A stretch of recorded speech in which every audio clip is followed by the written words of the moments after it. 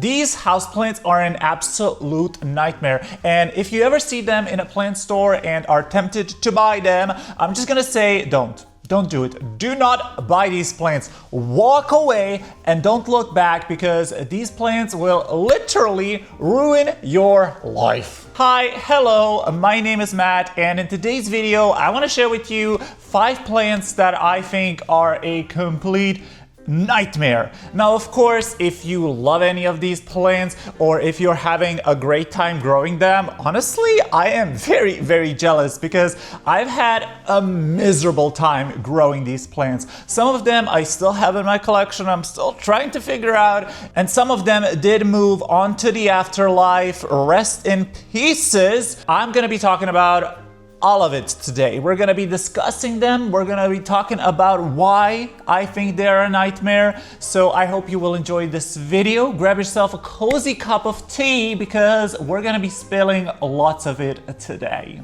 Number 1 spot goes to a plant that is truly a nightmare. This plant will take half a look at your environment and just croak. You can give this plant one wrong look and she will be out the door, and that is the Calathea White Fusion. Now, technically, this is a Geopersia or Geopersia, or however you pronounce that, but for my own sanity and sake of easier pronunciation, I'm just gonna refer to this as a Calathea. So, the Calathea White Fusion is a stunning plant. It is a beautiful plant, but it is, in my opinion, one of the biggest divas ever. I mean, it's a Calathea with elbow variegation. Do I need to say any more? I don't think so, because Calatheas are hard as is. Elbow variegation can be also quite hard, and then putting those two together, it's like, it's the worst of both worlds, because both of those things on their own are difficult, but combined, you get a nightmare, and that nightmare is the Calathea White Fusion. She does also have a different Latin name, which I do not know, but it will be down here on the screen somewhere. But yes, the Calathea White Fusion. Oh my god, what a drama queen. I mean, beautiful plant. I will insert some pictures. Stunning, gorgeous, absolutely just picturesque. Whenever I see pictures of these plants, I'm like, this can't be real. Like, this must be fake. It kind of gives me the similar vibe of those AI pictures where there is a pink monstera. I kind of get the same vibe that this must be fake, but it's not. This plant does exist. It's quite readily available. It's really not expensive, but in my opinion, it is a bitch to grow. An absolute evil, in my opinion. Now, I acquired this plant, I don't even remember when, maybe like a year and a half ago, and I had it for the shortest period of time, maybe 2 months, 3 tops, because that plant is a spider mite magnet. I mean, as so many Calatheas are, but the White Fusion, for whatever reason, is an even bigger spider mite magnet, and the spider mites just loved her. And of course, since it is a Calathea, she would also have a lot of issues with crisping leaves, yellowing leaves. She would wilt very easily.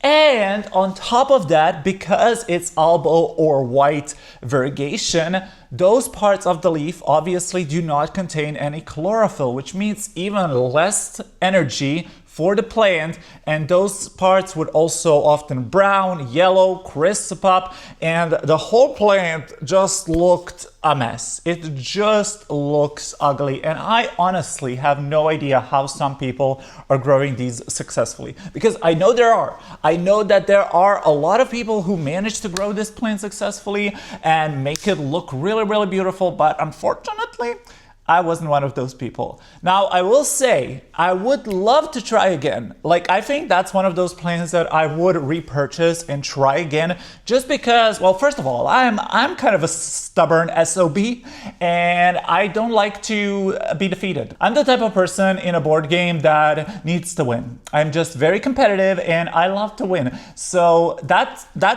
the first reason. And the second reason is that before, when I was growing this plant, I wasn't wasn't growing any of my plants in semi-hydro. And now that I have discovered semi-hydro and how much I love pond and semi-hydro and how well some of my plants, especially some of my calatheas, are doing in semi-hydro, I want to try again. I really want to try with the White Fusion again and put it into semi-hydro and hopefully have more luck with that plant, because it is beautiful. It is truly a beautiful plant when healthy, but I do think getting it to that healthy bushy stage is quite freaking difficult. So if any of you guys are growing this plant successfully and are having a luck growing it, please do share your conditions, your environments. Like, what do you do for this plant? How often do you water it? Where do you keep it? I would love to know, because in my experience, I also had a hard time deciding where to put this plant, because I felt like if I gave it too much light, it really bleached easily and looked yellowy and unhealthy. But if I didn't give it enough light, then obviously the white variegation was just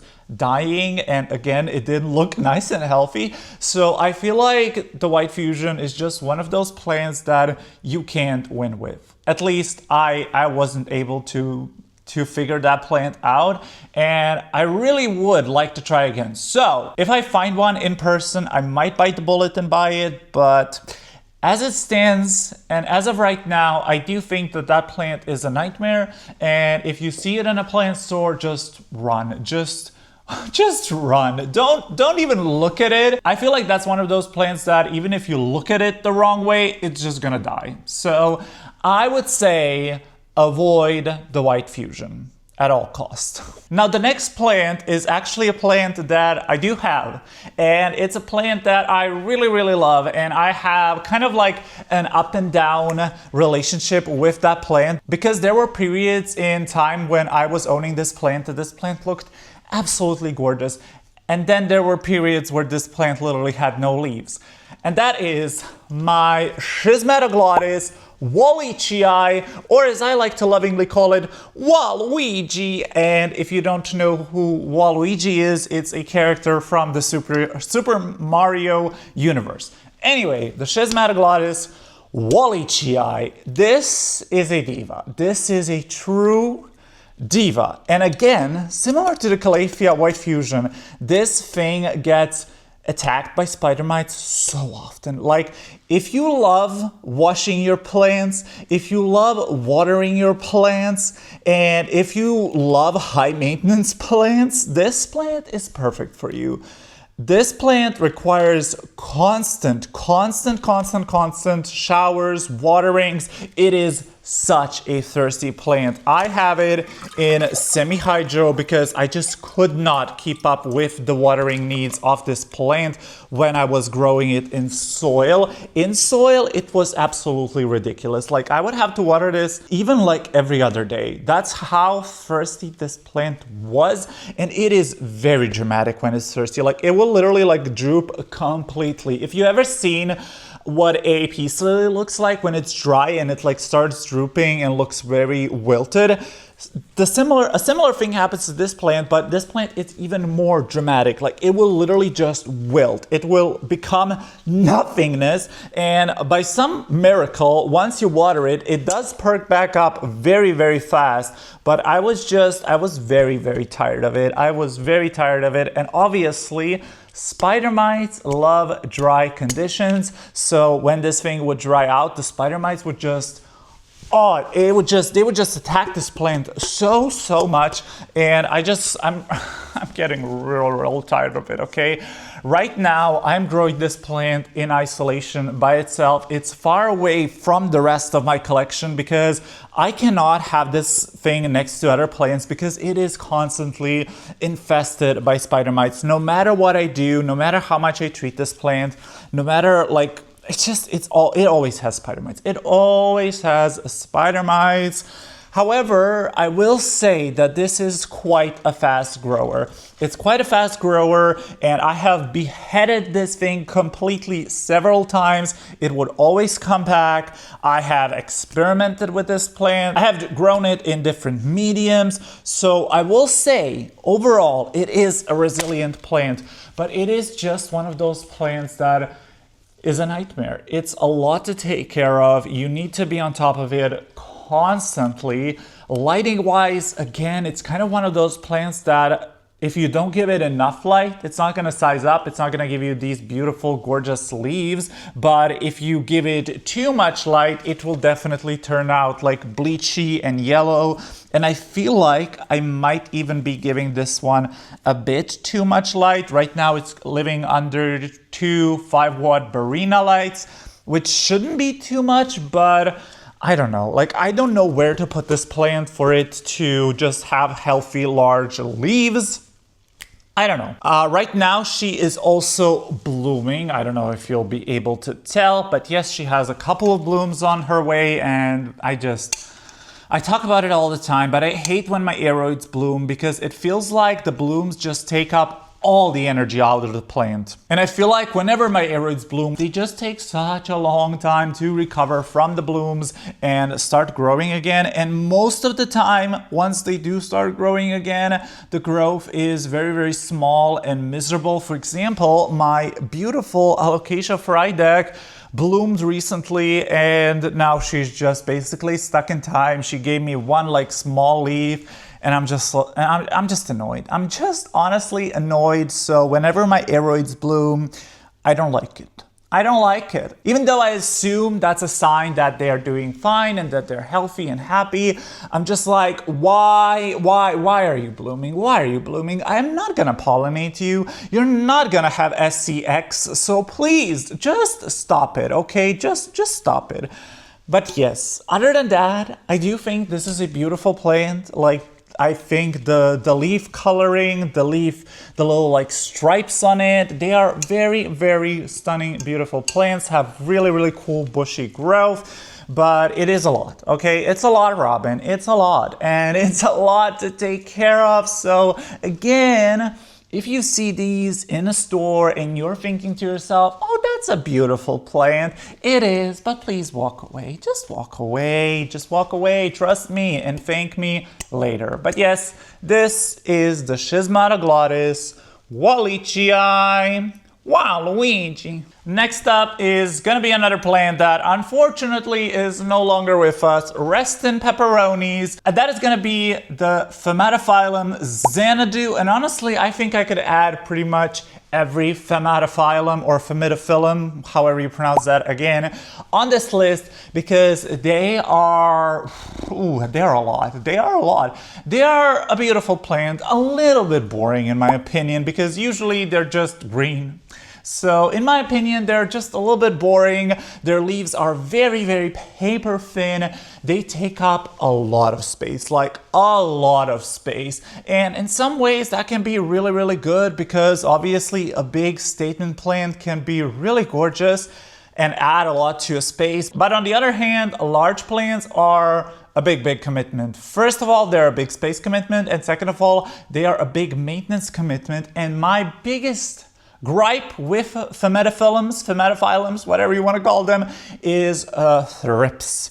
They are an absolute thrips magnet. And fun story, actually, I had a Phematophyllum, I have such a hard time pronouncing that name, Phematophyllum Xanadu, in the beginning of my plant journey, and oh boy, little old me had no idea what pests were, and it had no idea what thrips were. And that was the first plant that I got thrips on, and oh my god, let me tell you, finding thrips as like a pretty novice plant parent and Googling about thrips and hearing how it's the worst pest you can get and hearing how people would literally burn down their whole collections whenever they saw thrips, I was terrified.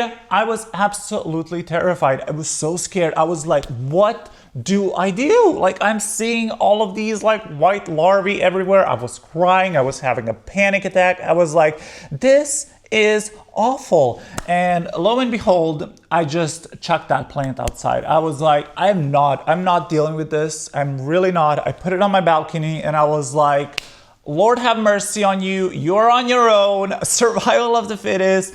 And yeah, long story short, that plant did not survive on the balcony. And actually, no, it did survive, but it was looking bad. And at the end of the day, I just threw it out.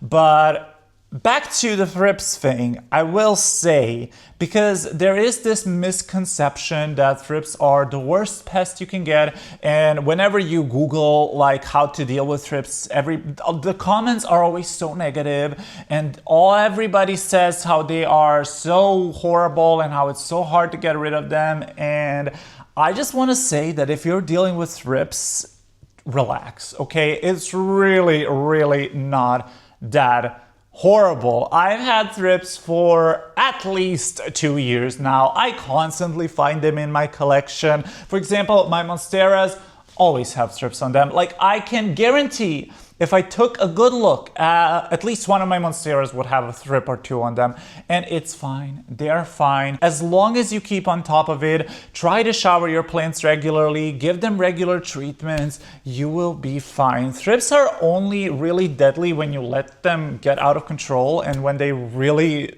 go into like just a horrible infestive mode. But if you're just seeing a couple here and there, honestly, it's not that bad and you really shouldn't panic. I mean, you shouldn't panic about any pest because it's just a pest and it is just part of the plant hobby. It's just part of what we go through as plant parents. But for thrips in particular, I just find that there is so much fear surrounding thrips when in reality there's really no need for it. Just treat it, do your best, stay on top of it, and trust me, your plants will be fine. I even think, now this might be a controversial opinion, but I even think that spider mites are a lot worse than thrips and they do a lot more damage in a shorter amount of time, because with thrips, oftentimes they only leave like a bit of like a brown marking or like a brown area at the back of the plants, where with spider mites, I find that they leave like spottiness all over the leaf. So in my opinion, I feel like spider mites are kind of worse, and also I feel like spider mites are harder to get rid of. Thrips are a little bit more tricky because they do lay eggs in the leaf tissue, but as long as you use some kind of pesticide that actually stays on the leaf, the thrips will die the second they come out of the leaf and start eating the pesticide. So in my opinion, some kind of pesticide that actually stays active for a couple of weeks or months after application is ideal when dealing with thrips. But back to the Xanadu, the main reason I would avoid it is just because of thrips. It has really thin, delicate, waxy green leaves, and thrips seem to absolutely love that leaf. So I would just avoid Phematophyllums altogether. And if you're gonna buy one, especially in like a big box store, please take a good look at it. Front leaf, back leaf, all the petioles, all the stems, everything, because I guarantee you that those Phematophyllums sold in the big box stores definitely have thrips. So yeah, I just can't with that plant and the thrips, and I don't want to deal with it, so I don't want you guys to deal with it. I think they are gorgeous for maybe like if you have a nice little covered outdoor space or something like that, where you could keep it maybe even year round. I think for those kinds of spaces, they are beautiful. I know Sydney Plant Guy, he has a huge Phematophyllum. I think it's the Phematophyllum but he has a massive one. His is gorgeous. It lives all year long in his garden and it's beautiful. But then again, he also lives in Sydney, where he can keep some of his plants outside year round, which isn't the case for most of us. The next plant on my list is actually a group of plants, and it is gonna be the string-offs. String of hearts, string of pearls, string of dolphins, whatever. Any kind of string-off plant I feel is a bit of a nightmare. Now, I only have one of those plants, so I'm gonna show you my example, which is the string of pearls. And now granted, mine doesn't look horrible. It doesn't look the best. Like, I don't think this is like the best, the most gorgeous specimen of this plant, but it is doing fine. And I've had this plant for over 2 years now for sure. Mainly I like it because I have it in this really cute face planter, and I think it just suits this plant really nicely.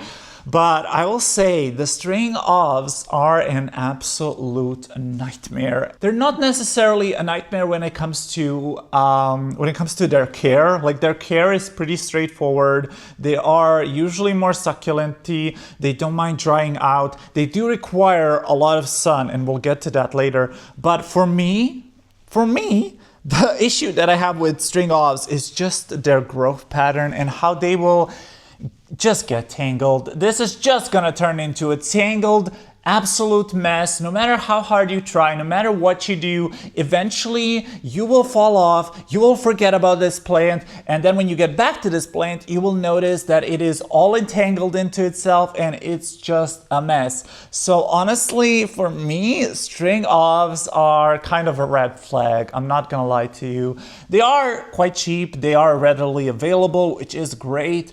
But I just find that this plant is such a headache if you really want to keep it nice. Like, for me, this plant in particular, I don't care what it looks like. For me, this is absolutely a filler plant. I keep it in a pretty dark spot. It's just under a 5-watt Barina grow light, so it's not a priority plant for me. But if you want to keep these plants really cute and nice and, have those really long, beautiful string offs that you see on social media, it is quite a bit of work. And these also love sun. They love a lot of light and a lot of sun. And if you want to keep them looking nice and plump and have those, for example, the string of pearls, if you want to get those like really nice round pearls, you need to give these things a lot of light. And also something that I feel like a lot of people don't do with this plant is water it enough. Yes, it's more of a succulenty plant, but the root system on these plants is really teeny tiny. So I suggest water string offs more than you think you should. But obviously don't overwater them. But if you are giving them a lot of light, let's say you have them in a south-facing window that gets a lot of light and a lot of warmth, then definitely water them just like you would all of your other aeroids. But if you're keeping them in a darker spot like I am, then you can definitely water them a lot less. But it doesn't matter what you do with this plant. Eventually it will get tangled. Eventually it will get bald spots. Eventually these like balls will just start drying out and it will be really hard to remove them. And eventually it will also go bald on the top of the pot, especially if you don't have like a grow light or a light shining from above. This upper portion will just go bald. It will look ugly. And in my humble opinion, it's just not worth the hassle. There are so many beautiful trailing plants. The Hoeliniaris, Pothos, even the heartleaf philodendrons, like all of those are absolutely beautiful trailing plants. And this one, I will say, the string of pearls is really a magical, beautiful, gorgeous plant. But would I get this plant again if it died? Probably not. I'm sorry, but you're just a lot, okay? You're just a lot, and it's nothing personal, okay? Nothing personal, I swear. But yes, string of pearls, lovely, but just too much. Too much. Like, I literally have pearls all over my chair now. Last but certainly not least is, again, kind of a category, but I will be talking about one specific plant, but the category is palms. I think palms should be illegal indoors. They are just such a pain when it comes to growing them as a houseplant. Now, of course, if you have huge south-facing windows, if you have a skylight, if you have a sunroom, if you have some kind of like outdoor space where you could keep palms, I think palms are a great option for you. But most of us live in small, dark apartments that are usually either north-facing or west or east-facing. And usually a lot of apartments, they have just those tiny windows, which I do not understand why people build houses and apartments with just the tiniest windows ever. That is something that I find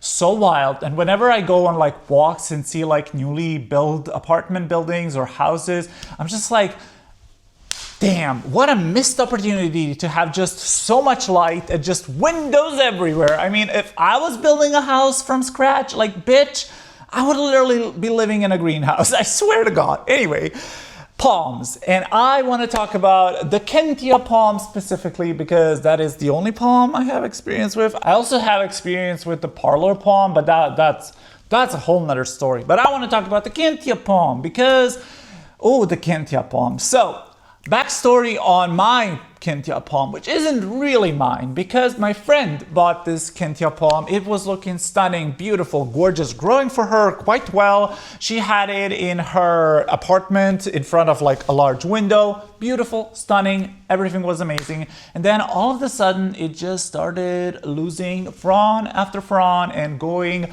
promptly downhill. And she was just kind of like, I don't know what to do with this plant. Like, will you take it or whatever? And I was like, sure, let me try to recover it. Let me try to rehab it. And I did everything. I did everything by the books. I put it in a bright spot. I repotted it. I checked it for root rot. I saw no issues. I saw no pests. It was getting regularly watered. It was getting a lot of light. And for some reason, that plant just died. That plant just died, and it's a mystery to me. I mean, obviously, for some reason, the roots just weren't able to take up water. Like, that's my only logical idea, or that's my only logical reasoning as to why that plant would die without any other apparent cause. And I'm not sure why. No new roots were growing. The old roots were looking nice, like they weren't mushy or anything. So honestly, to this day, that plant is just a mystery to me because it just croaked. It just croaked. And I'm just gonna say that I think palms should be outside. Like, palms should just be grown outside in the sun, in the wind, in the elements.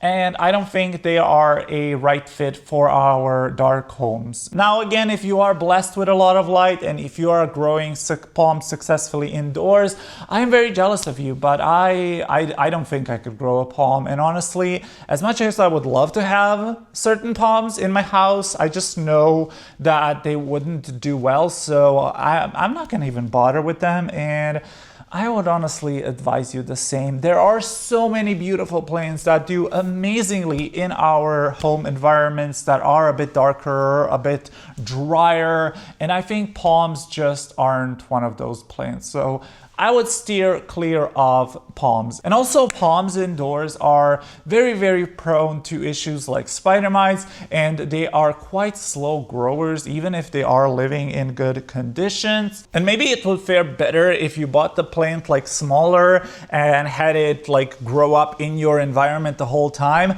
But palms are so slow to grow and so slow to size up. And like big palms, like big Kentia palms are expensive. And to me, it's kind of like, oh yes, it looks gorgeous. It looks absolutely gorgeous, but I feel like it's just a ticking time bomb.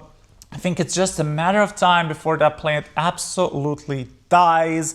And I just feel very, very sad whenever I think of somebody spending their hard-earned money on just a plant that will just sit there and die. And if you go into buying a palm knowing that, okay, this plant will not be here forever, I know that it will die one day, but I don't care, I want it, I have the money, that's completely cool. I support you, but I would just advise to maybe look into some other plants and try to find something with a little bit more longevity inside. And if you are successful at growing the Kentia palm inside, please give me some tips, give me some pointers, because honestly, I do think they are a gorgeous plant. And if I had a space with more light, if I had, for example, like I said, skylights, or like ideally a sunroom, like I would love to have a sunroom.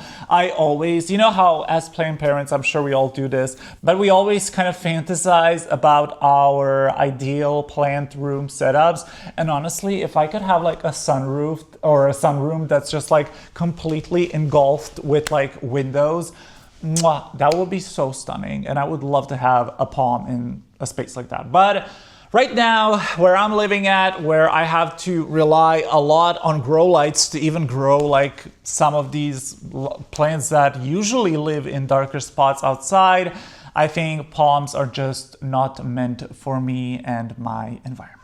So that's it. Those are the 5 plants that I would really recommend you steer clear of. Let me know if you agree with me or if you disagree with me. If you are having an easy time growing any of these plants, I would love to know. If you have any tips, maybe they could help me or somebody else. And if you have any other plants that you think are a nightmare and that everybody should avoid, please leave those in the comment section down below as well. Also, if you maybe want a part 2 of this video, because I do have a couple more plants that I think are absolute nightmares, leave that in the comment section below because I would love to know as well, and I love hearing from you and chatting with you. If you enjoyed this video, don't forget to hit that like button, subscribe for more content, and turn on the notifications so you're notified about every new video. Until next time, I hope you have a super amazing, fabulous day. Goodbye!